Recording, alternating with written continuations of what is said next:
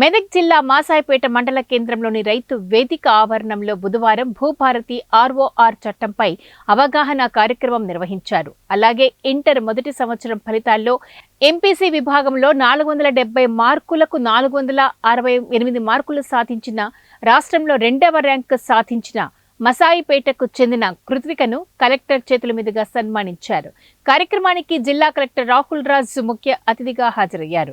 తెలంగాణ రాష్ట్ర ప్రభుత్వం భూ సమస్యల పరిష్కారం కోసం భూభారతి తీసుకువచ్చిందని, ఈ చట్టంతో రైతుల సమస్యలు పూర్తి స్థాయిలో పరిష్కారం అవుతాయని కలెక్టర్ తెలియజేశారు.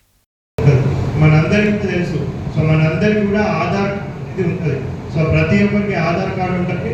ఒక ఆధార్ నంబర్ అనేది యూనిక్ గా ఉంటుంది. నాకు వచ్చిన ఆధార్ కార్డు నంబరు వేరే ఏ వ్యక్తి కూడా మన దేశంలో రాదు, అంటే ఇది యూనిక్ నంబర్ కాబట్టి.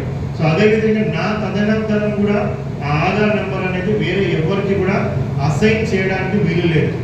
మనిషికి ఏ విధంగా అయితే ఆధార్ నెంబర్ ఉంటుందో భూమికి కూడా పర్మనెంట్ గా భూదార్ నెంబర్ ఉండాలని కూడా ఈ భూభారతి చట్టం ప్రకారంగా భూమికి భూదార్ నెంబర్ అని కూడా తీసుకొని రావడం జరిగింది. మీ అందరికి కూడా తెలుసు, మనం ఒక 70 ఏళ్ళలో 80 ఏళ్ళలో మా అంటే ఒక 90 ఏళ్ళలో బతుకుతాం. బట్ భూమి అన్నది మాత్రము శాశ్వతం. సూర్య చంద్రులు ఉన్నంత వరకు కూడా భూమి శాశ్వతం ఉంటుంది. మనకి ఆధార్ నెంబర్ ఇస్తే 90 ఏళ్ళ వరకు ఆధార్ నెంబర్ ఉంటుంది.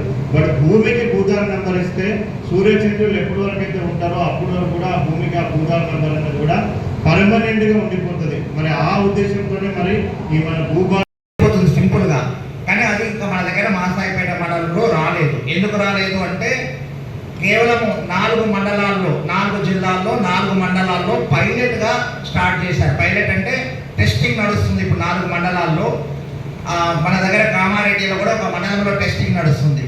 అందులో వచ్చే సమస్యలు, అందులో వచ్చేటువంటి ఇబ్బందులను పరిష్కారం చేసుకుంటూ దాన్ని మరింతగా తీర్చిదిద్దుకుంటూ జూన్ 2వ తారీఖు నాడు మనకు రాష్ట్రంలో అన్ని మండలాలకు కూడా భూభారతి పోర్టల్ అందుబాటులోకి వస్తుంది. అర్థమైందా? నెంబర్ 1. ఇప్పుడు రెవెన్యూ సదస్సులు అన్నారు కదా, రెవెన్యూ సదస్సులు ఎప్పటి నుంచి జరుగుతాయి, మాసాయిపేటలో జరుగుతాయా జరగాయా, ఇది 2వ సందేహం.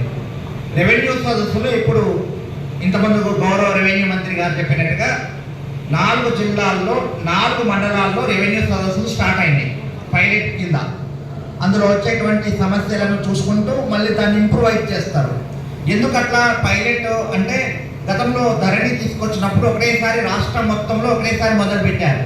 అందరూ ఒకేసారి సైట్ను అటాక్ చేయడం వల్ల, అందరూ సైట్ను వాడడం వల్ల సైట్ 3 నెలలు ఇబ్బంది పెట్టింది. ఆ 3 నెలల కాలంలో రిజిస్ట్రేషన్లు జరగక ప్రజలు ఇబ్బంది పడ్డారు.